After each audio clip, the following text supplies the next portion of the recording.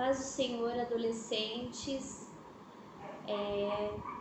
em especial a sala Campeões da Fé da nossa Igreja Assembleia de Deus da Baixada Santista e todos os irmãos que também acabam vendo a nossa aula.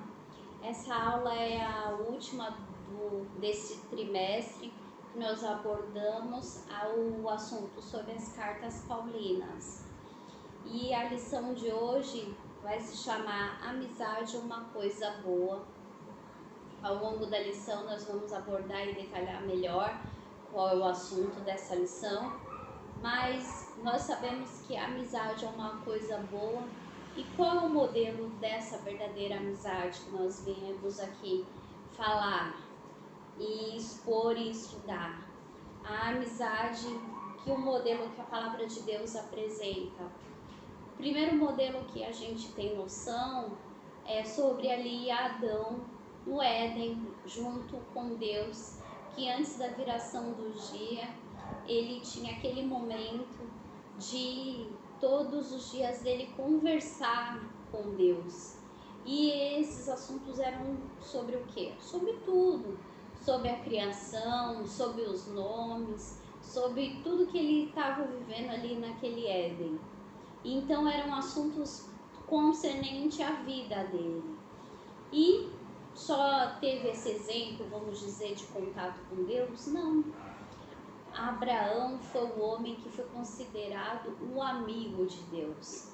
Esse teve extremamente conversas muito interessantes com Deus, inclusive até observando as estrelas do céu, teve aquele momento de conversa com Deus. Moisés também, enquanto estava ali à frente ao seu povo, tratava assuntos concernentes ao povo, mas tinha um amor e uma compaixão além do que era, vamos dizer, normal do que um líder, a ponto de se colocar em conversas estreitas com Deus, falando sobre o seu relacionamento, da sua pessoa, do seu amor com aquele povo. Extremamente interessante que esses são modelos que o Senhor tem para nós, de amizade verdadeira, uma amizade que venha a ter a caridade, não só uma amizade de trocas de interesses que nós vivemos hoje e vemos hoje, mas uma amizade que venha a ter um caráter conciliador, um caráter de caridade, de empatia, gerado no coração de Deus, não forjado, não forçado, mas uma coisa boa. É assim que a lição vem abordar hoje. A lição de hoje é sobre uma carta que Paulo escreveu a Filemon, um crente da igreja de Colossos, que provavelmente ele tinha uma igreja na sua casa e ele tinha um servo, e esse servo se chamava Onésimo.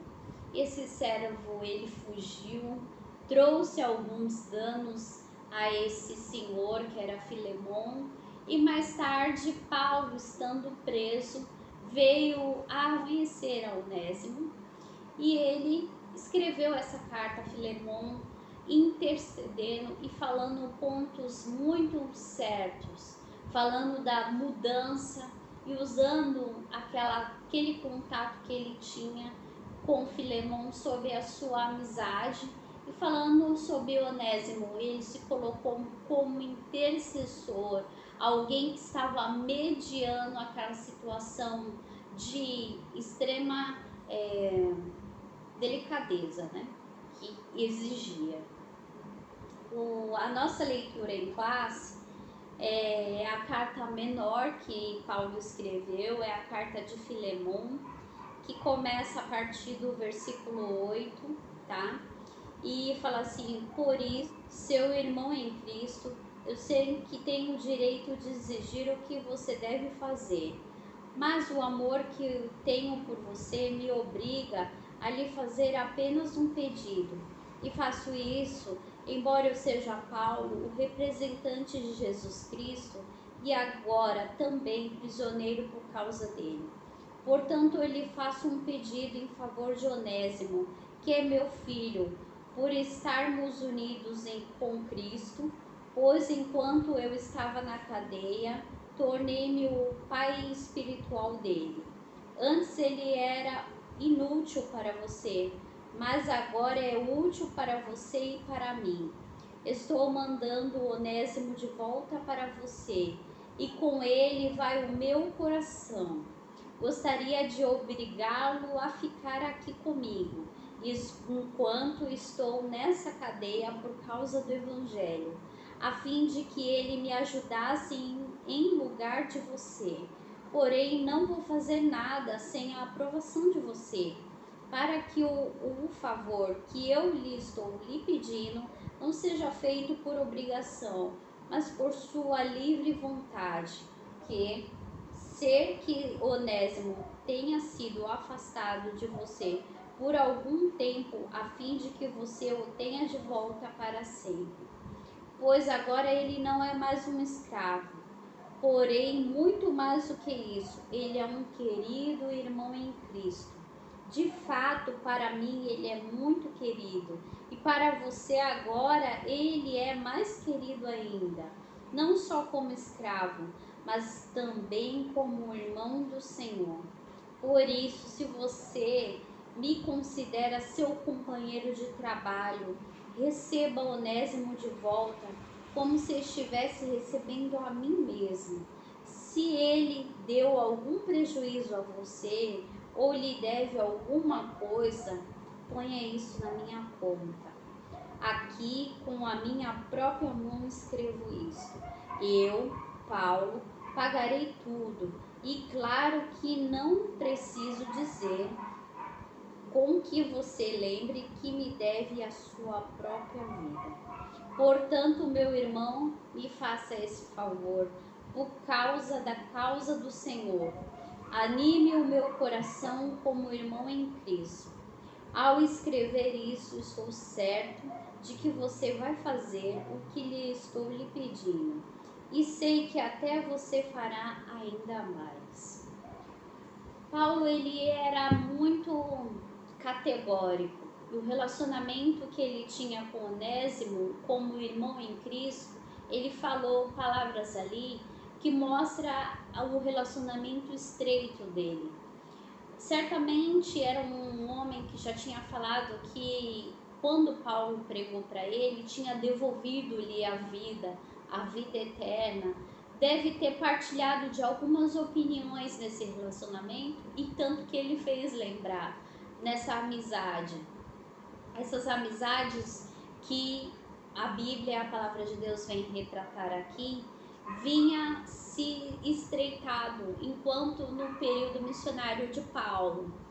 E Onésimo, ele foi um escravo de Filemon, e que ele em algum momento se separou, e ele encontrou a Paulo e ele foi evangelizado. E lá nesse momento dele preso, Paulo, ele evangelizou ele, e ele, quando soube da história de Filemon, ele falou assim, não, de Onésimo com Filemon, ele falou, não, eu vou intervir aqui e vou gerenciar essa situação.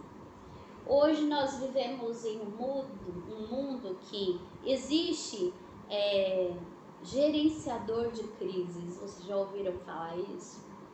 Então, nada mais é do que o bom diplomata. O gerenciador de crises, eles são pessoas contratadas por marcas ou por pessoas da mídia, artistas, que tem o papel de gerenciar uma crise externa e trazer o seu perdão público. É essa a questão que essas pessoas fazem esse trabalho. Só que são trabalhos remunerados e tem, vamos dizer, uma manipulação atrás disso. Porque são pessoas que estão em busca de resultados. Em busca de quê? Da aceitação da imagem daquela pessoa que tinha sido pisado uma bola, né? Tinha feito alguma coisa errada. Mas aqui o amor de Deus, ele interviu ali no coração de Paulo e fez que Paulo fosse um verdadeiro já intercessor. Aqui é um outro papel. Ele tem um papel de amor, de caridade, que foi gerado pelo Espírito Santo e que ele intervém naquela causa ali de Onésimo e fala: olha, se ele tem alguma dívida contra você, Filemão, põe na minha conta. Ele simplesmente falou isso. Ele viu que o poder do Espírito Santo tinha mudado a vida daquele homem antes, Filemão, e de Onésimo, a ponto dele falar: se ele te fez algum mal, põe na minha conta, que eu, quando for ter com você, eu vou gerenciar isso. Olha, quantos amigos que nós vamos ter assim. Diz a revista que tem um filósofo que viu encontrou um jovem, e esse jovem falou que tinha 500 mil amigos nas suas redes sociais. Ele falou: nossa, esse filósofo tinha mais de 80 anos. Quando ele soube disso, ele ficou chocado, porque nos seus 83 anos ele não tinha alcançado uma faixa de 10 amigos. Mas nós sabemos que essas amizades, como nas redes sociais, são, vamos dizer, relações líquidas, né? Não são amizades expressivamente que estão ali para toda situação. Mas aí você podia falar, né? A turma aí dos meus adolescentes, Nicole, outros aí, falam assim: mas tia, isso aí você está falando, comparando como se nesse momento a gente só não pode sair, a gente não pode se ver, infelizmente é só pelas redes sociais que a gente está se vendo, como que fica aí?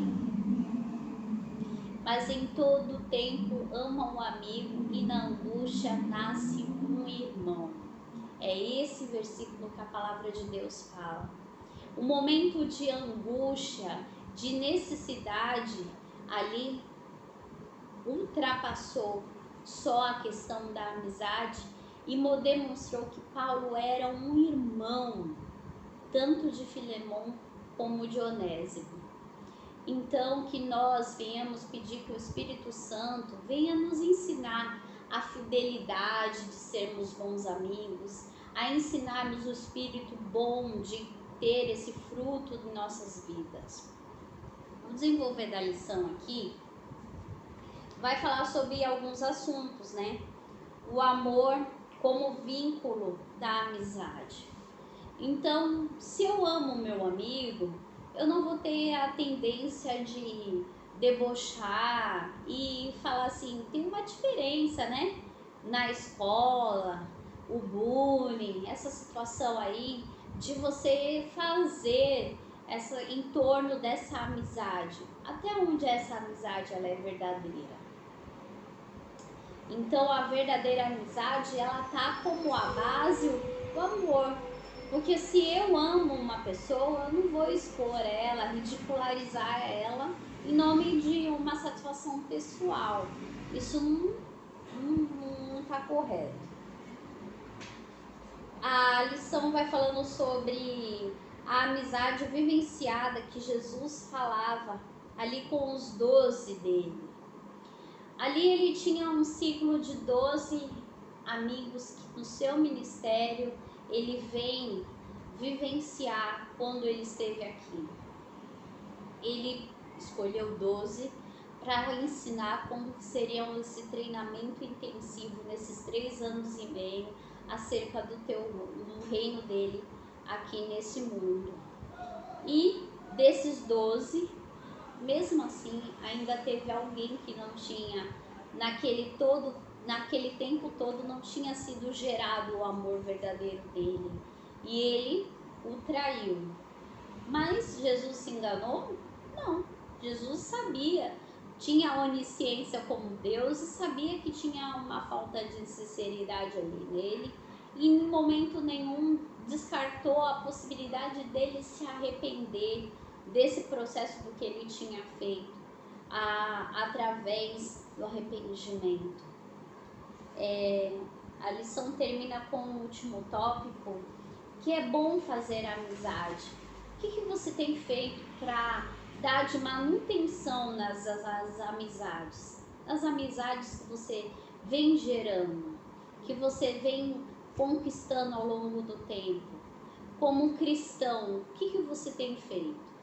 Você é amigo até a página 12, quando não fere o seu interesse, ou quando muitas vezes fere o seu interesse, você fala, olha Deus, isso aqui está ferindo a minha conduta, está ferindo a mim. Ou seja, a amizade tem que estar baseada no Espírito Santo de Deus. As amizades, as nossas relações como amizades, tem que estar pautada pelo Espírito Santo de Deus. Muitas vezes o Espírito Santo de Deus sinaliza pessoas que vêm a te influenciar para o mal e trazer essas amizades coisas ruins para a sua vida espiritual. Isso também tem que ter sinalizado. Não adianta você beber da água se você bebe do veneno ao mesmo tempo. Você tem que beber da água que é Jesus, que essa sim é a verdadeira fonte de alimento para nós. Para você ser um amigo verdadeiro, para você receber dos céus esse presente de amizades verdadeiras. Eu orava quando eu era mais jovem, mais adolescente, eu orei para Deus pedindo amizades verdadeiras, porque teve uma época que eu só aparecia gente meio ruim no meu caminho, assim, sabe? Gente meio ferino, vamos dizer assim. Eu orei, falei assim, Senhor, me dê amizades. Eu orei, eu pedi assim, Senhor, porque toda vez que eu me decepcionava, eu falava, Jesus, tem de misericórdia de mim, me dá amizades verdadeiras, me presenteia com essas joias. E ao longo dos anos, Deus foi colocando na minha vida pessoas assim, pessoas que vieram a me acrescer e que eu também vim a crescer na vida dela. E que eu pude ver esse amadurecimento espiritualmente e esse amadurecimento físico também dos frutos dessas amizades. Então, nessa manhã, nesse domingo, em todos os que estão ouvindo essa mensagem, que sejam alcançados através do Espírito Santo, nessa oração que eu vou fazer. Amém? Amém? Senhor Deus, meu Pai, neste momento eu te peço pela vida de cada adolescente, de cada aluno, Senhor, que o Senhor venha, Senhor, nos fazer entender qual o propósito, Senhor, através das nossas vidas, na vida de outras pessoas, e que também coloque, Senhor, nas nossas vidas pessoas boas, que nós venhamos gerar amizades sinceras, amizades através do teu coração, Senhor. Reveste a cada um com o teu poder, com a tua unção, com a tua misericórdia. Ó Senhor, dando, Senhor, força espiritualmente, força espiritual, força em cada coração, Jesus. Em teu nome, Senhor, eu quero te pedir que o Senhor venha acampar os teus anjos em cada um que está vendo essa mensagem, nesse domingo de manhã. Senhor, abençoe a cada jovem, abençoe a cada adolescente. Eu te peço, te agradeço em nome de Jesus. Amém. Um beijo, a paz de Deus.